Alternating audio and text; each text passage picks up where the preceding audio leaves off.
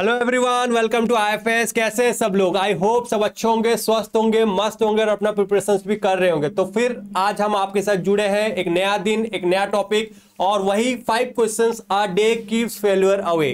Okay, तो आज फिर हम 5 क्वेश्चंस आज प्रैक्टिस करने वाले हैं। किससे? टीचिंग एप्टीट्यूड के 5 क्वेश्चंस को यहाँ पे आज हम सॉल्व करने वाले हैं। क्या बोलते हो सर? Definitely sir. एंड देखो, जो भी स्टूडेंट्स ने प्रीवियस क्लासेस को नहीं देखा है, प्लीज जाओ, प्लेलिस्ट का लिंक आपको डिस्क्रिप्शन में मिलेगा, हमारे चैनल के अंदर भी मिल जाएगा, उसको विजिट करो। बहुत सारे काफी इंटरेस्टिंग क्वेश्चंस एंड हमारा हमेशा की तरह जो अप्रोच है, लाइक ओनली क्वेश्चन के आंसर नहीं, क्वेश्चन के आंसर उसके साथ जो भी कॉन्सेप्ट है उस कॉन्सेप्ट के बेसिस पे और कौन से टाइप के क्वेश्चन पूछे जा सकते हैं, वो सबके बारे में यहाँ पे हम डिस्कस करते हैं। ठीक है, तो जैसे सर वही आज हम और 5 क्वेश्चन लेके आए हैं, बहुत ही इंटरेस्टिंग क्वेश्चन। तो चलते हैं सर पहला क्वेश्चन की तरफ, देखते हैं कि पहला क्वेश्चन यहाँ पे क्या पूछा गया है। Okay, first question says under the rubric Oriental Learning Program in India, the role of learner was considered to be relatively more active or passive or neutral or your silent। ठीक है, तो आपके rubric Oriental Learning Program के basis पे question पूछा गया है। तो बताओ चार सेक्शन में या फिर कमेंट सेक्शन में कि क्या होगा इस क्वेश्चन का सही आंसर। तो फटाफट से आई थिंक आप सभी ने क्वेश्चन को पढ़ लिया होगा और साथ ही साथ आपका आंसर मार्क कर लिया होगा। तो देखते हैं इसका आंसर क्या होगा। The correct answer for this question is active. क्या है इसका answer? Active will be the right answer for this question. और इसका देखिए बहुत ही इजी क्वेश्चन था, तो यहां पे हम आपको छोटा सा एक्सप्लेनेशन भी इसके बारे में बताएंगे। तो देखो, under rubric oriental learning programme जो इंडिया में चलता है, तो यहाँ पे रोल जो लर्नर का होता है वो एक्टिव होता है। ओके, अब यहाँ पे जो ओरिएंटल, जो पुराने टाइम में जो लर्निंग मेथड होता था, वो बेसिकली अगर आपने गुरुकुल सिस्टम देखा होगा या फिर अगर आप रामायण महाभारत जो कोविड के टाइम में जो सीरियल आ रहे थे आपने अगर देखा होगा, तो वहां पे जो पढ़ाने का टेक्निक था वहां पे ऐसे स्मार्ट बोर्ड नहीं थे या फिर चौक बोर्ड ऐसे नहीं थे कि आपको लिख के बताएंगे, लिख के पढ़ा के बताएंगे। वहां पे सिंपली आपको ओरली हुए, मतलब आपको मंत्र को जाप करना, मंत्र को रिसाइट करने के बारे में बताया जाता था। और वहां पे वो जो भी लर्निंग होता था वो आपका ओरल फॉर्म में होता था। ओके, और स्टूडेंट को यहाँ पे ट्रेन किया जाता था किसके ऊपर? डिबेट, वार्तालाप, डिबेट जिसको बोलते हैं, वार्तालाप, डिबेट, डिस्कशन। ओके, इसके ऊपर फोकस किया जाता था और उनके कैरियर के स्टार्टिंग में उसी के ऊपर ही ज्यादा से ज्यादा फोकस किया जाता था। और ये क्वेश्चन आपके हायर एजुकेशन में भी बन सकते हैं। देखो ये कितना इंपॉर्टेंट क्वेश्चन है। और यस, और ये याद रख लो को रूब्रिक ओरिएंटल लर्निंग प्रोग्राम। देखो बहुत सारे स्टूडेंट इसमें आंसर मार्क कर देते पैसिव, क्योंकि ये पुराना टाइम है और ये पैसिव है। नहीं, पैसिव नहीं होते थे स्टूडेंट, यहाँ पे एक्टिव होते थे, एक्टिवली सुनते थे।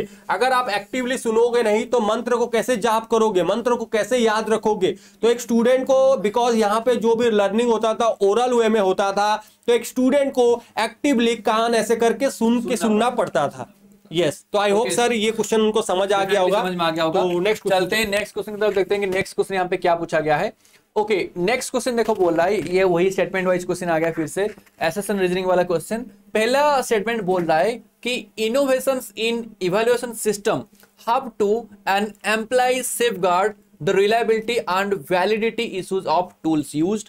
सेकंड, यानी कि उसका रीजन क्या बोला है, देखते हैं। रीजन बोला है the very purpose of evaluations is frustrated if the evaluation tools do not meet the requirements of reliability and validity। ठीक है, तो इसका रीजन बोला है, जो भी आपको यहाँ पे assertion लिखा गया है यहाँ पे उसका रीजन आपको सेकंड में दिया गया है। तो आपको बताना है कि क्या ये दोनों सही है या फिर दोनों गलत है, या फिर दोनों सही तो है लेकिन ये उसका अच्छा मतलब करेक्ट एक्सप्लेनेशन नहीं है, जो भी है। ठीक है, आपके पास 4 ऑप्शन है, तो उसके बेसिस पे आपको आंसर करना है। तो फटाफट आंसर करो इन द कमेंट सेक्शन कि क्या होगा इस क्वेश्चन का सही answer. And with in a minute sir आपको एक्सप्लेन करेंगे कि इस क्वेश्चन का आंसर क्या होगा। आप लोग are the question.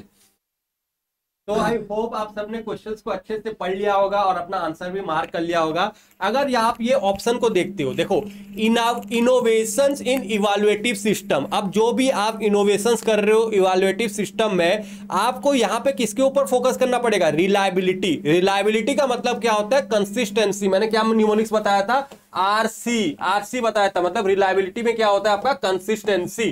Okay, consistency मतलब जो भी आप रिजल्ट पा रहे हो वो कंसिस्टेंटली रिजल्ट होना चाहिए। और वैलिडिटी में मैंने क्या बताया था? एक्यूरेसी। वीए से मैंने क्या बताया था? एक्यूरेसी। और मैंने इसको याद करने का न्यूमोनिक्स भी बताया था। देखो मान लो आपने एक गर्लफ्रेंड को प्रपोज किया, आपकी एक गर्लफ्रेंड है जो कि आपके लिए कंप्लीटली एक्यूरेट है, कंप्लीटली एक्यूरेट होना चाहिए, और साथ ही साथ जो भी एक्यूरेट गर्लफ्रेंड आपकी है वो आपकी कंसिस्टेंट बेसिस में साथ देनी चाहिए। ऐसा नहीं है कि आपने गर्लफ्रेंड को पटाया है और वो आज आपके साथ है, कल और दूसरे किसी लड़के के साथ है, तो ये नहीं है। जो भी इंस्ट्रूमेंट आप यूज करोगे वो एक्यूरेट रिजल्ट शो करना चाहिए। Validity is related to instrument. आप जो भी इंस्ट्रूमेंट बना रहे हो, जो भी इंस्ट्रूमेंट यूज कर रहे हो, वो आपको एक्यूरेट रिजल्ट देना चाहिए। एक्यूरेट रिजल्ट मतलब बार बार अगर सेम इंस्ट्रूमेंट को आप यूज कर रहे हो तो आपको कंसिस्टेंसी रिजल्ट भी आना चाहिए। तो अब देखो यहां पे क्या दिया है, यहां पे दिया है innovation in evaluation system have to apply safeguard the reliability and validity issue of the tool used. बिल्कुल सही। The very purpose of the evaluation is frustrated. क्यों फ्रस्ट्रेशन होता है? अगर आपका इवैल्यूएशन टूल अगर वो रिलायबिलिटी वैलिडिटी नहीं होगा तो बहुत ही ज्यादा फ्रस्ट्रेशन होगा इवैल्यूएटर को। तो भी बिल्कुल सही है। अब देखो यहां पे भी इवैल्यूएशन सिस्टम के बारे में बात कर रहा है, यहां पे भी इवैल्यूएशन सिस्टम के बारे में बात कर रहा है। तो यहां पे जो भी रीजन दिया है वो एसेसन को कंप्लीटली फॉलो कर रहा है। तो इसी के साथ आपका option number 1 will be the correct answer for this question. I hope इसी के साथ आपको वैलिडिटी एक्यूरेसी के अंतर क्या डिफरेंस है ये भी समझ आ गया होगा, और ये क्वेश्चन को सॉल्व कैसे करते हैं, एसेसन रीजन के क्वेश्चन को कैसे सॉल्व करते हैं ये भी समझ आ गया होगा। ओके, तो I hope it's clear students. Let us know in the chat section. अगर कोई भी डाउट है तो हम आप हमें पूछ सकते हैं। चलते हैं स्टूडेंट्स नेक्स्ट क्वेश्चन के पास, देखते हैं कि नेक्स्ट क्वेश्चन क्या पूछा गया है। Okay, next question says identify the following spectrum of teaching methods which are called dialogic. Dialogic spectrum का आपको यहाँ पे डिफाइन करना है।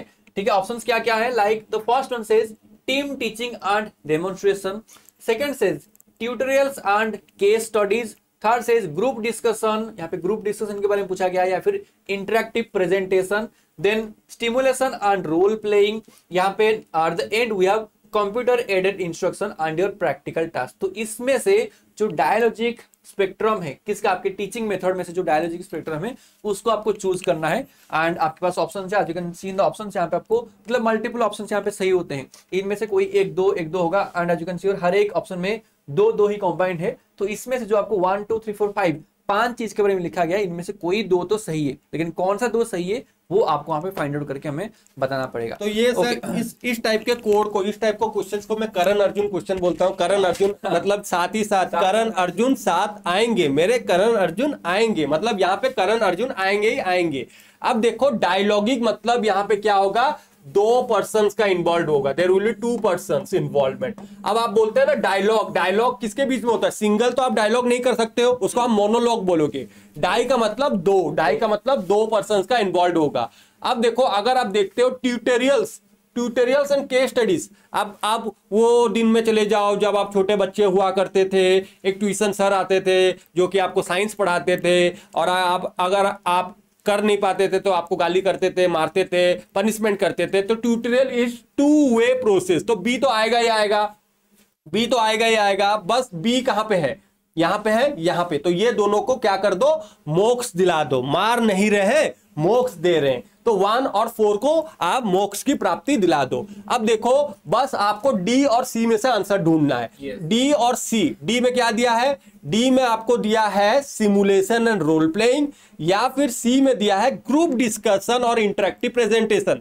अब ऐसा थोड़ी ना है कि आप ग्रुप डिस्कशन में बैठे हो और आप सिंगली बात कर रहे हो, ये तो इम्पॉसिबल है, ये तो कभी हो नहीं सकता। तो ग्रुप डिस्कशन और इंटरेक्टिव प्रेजेंटेशन आपका डायलॉगिक में आ जाएगा। तो इसी के साथ इसको भी मोक्ष दे दो, और उसी के साथ आपका ऑप्शन नंबर 3 आ जाता है करेक्ट आंसर आपका क्वेश्चन का। तो option number 3 is the right answer for this question. देखो केस स्टडी वाले क्वेश्चंस बहुत ही ज्यादा इजी होते हैं, बहुत ही बढ़िया होते हैं, और ये वाले क्वेश्चंस कभी भी आपके गलत नहीं होंगे, क्योंकि इस क्वेश्चन को सॉल्व करने का बेस्ट मेथड है आपका एलिमिनेशन मेथड। एलिमिनेट कर दो, फटाफट एलिमिनेट करोगे और एक्यूरेट आपको रिजल्ट यहां पे मिल जाएंगे। चलिए सर आगे बढ़ते हैं नेक्स्ट क्वेश्चन की तरफ। ओके, चलते हैं सर नेक्स्ट क्वेश्चन बहुत ही छोटा सा एंड सिंपल सा क्वेश्चन है।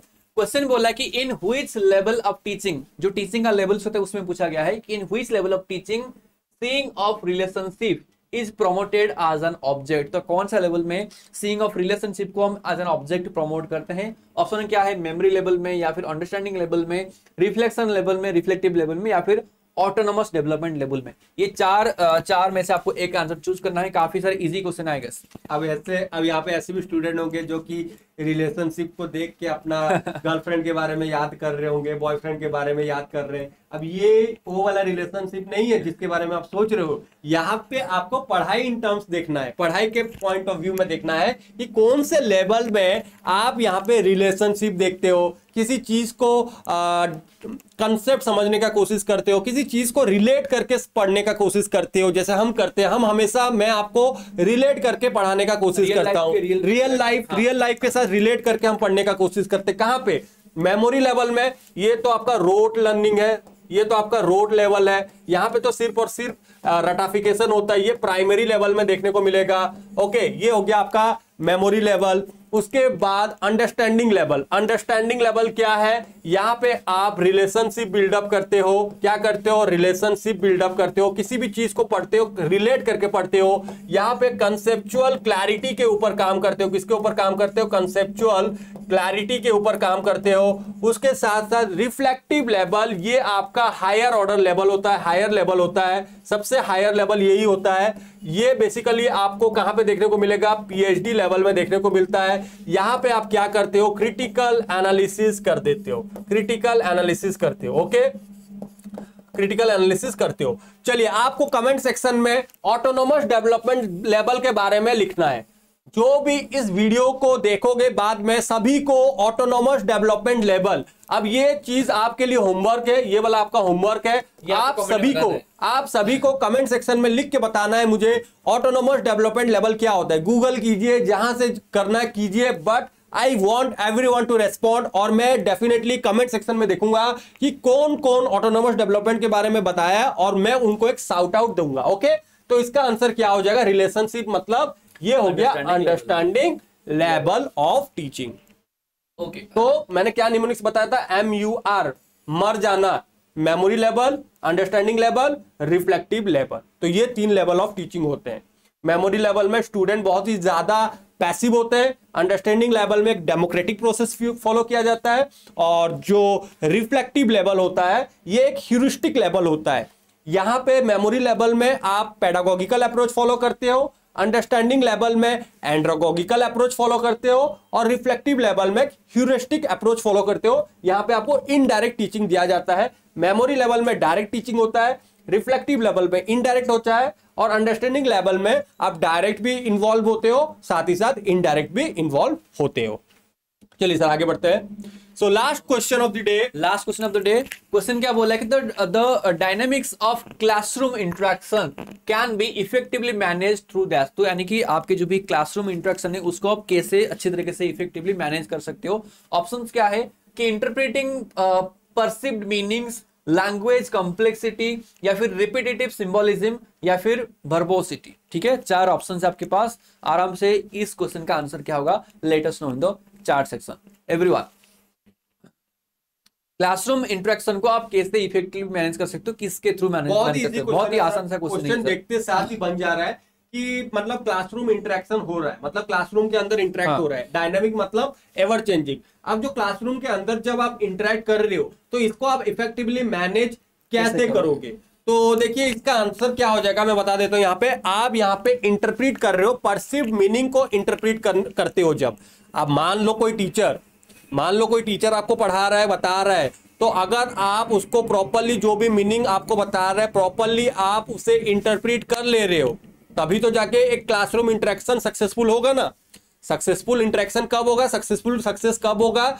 जब आपको जो भी पढ़ाया जा रहा है, क्लासरूम के अंदर जो भी बताया जा रहा है, आप उसे प्रॉपरली इंटरप्रीट करके उसका जो भी मीनिंग है उसको समझ रहे हो। अभी जैसे हम पढ़ा रहे हैं, आपको बता रहे हैं यहाँ पे, अगर आप जो भी हम यहाँ पे बता रहे हैं प्रॉपरली आप उसे इंटरप्रीट करके समझ ले रहे हो, तो our classroom communication will be successful. Okay, तो लैंग्वेज कॉम्प्लेक्सिटी होगा नहीं, कॉम्प्लेक्सिटी, रिपीटेटिव सिंबोलिज्म, बार बार एक ही चीज को बार बार सिंबल के जरिए रिपीट कर रहे हो, तब भी क्लासरूम इंटरेक्शन होगा नहीं, वर्बोसिटी नहीं होगा। तो interpreting perceived meaning is the right answer for this question. Okay, तो इसी के साथ इसी के साथ हमारे आज के 5 क्वेश्चंस ए डे की फेलियर अवे यही एंड होता है। आई होप आप सभी को ये सेशन बहुत ही बेनिफिशियल और लग रहा होगा, पसंद आ रहा होगा। डेफिनेटली यहां से आपको कंसेप्चुअल क्लैरिटी हो रहे होंगे। तो और कुछ सजेशन देना है और क्या हम कर सकते हैं आप सभी के लिए, और क्या क्या न्यू इनिशिएटिव लेके आ सकते हैं, डेफिनेटली आप हमें कमेंट सेक्शन में बता सकते हो, ताकि ज्यादा से ज्यादा हम आपके लिए काम कर सके और ज्यादा से ज्यादा आपको ही बेनिफिशियल होगा।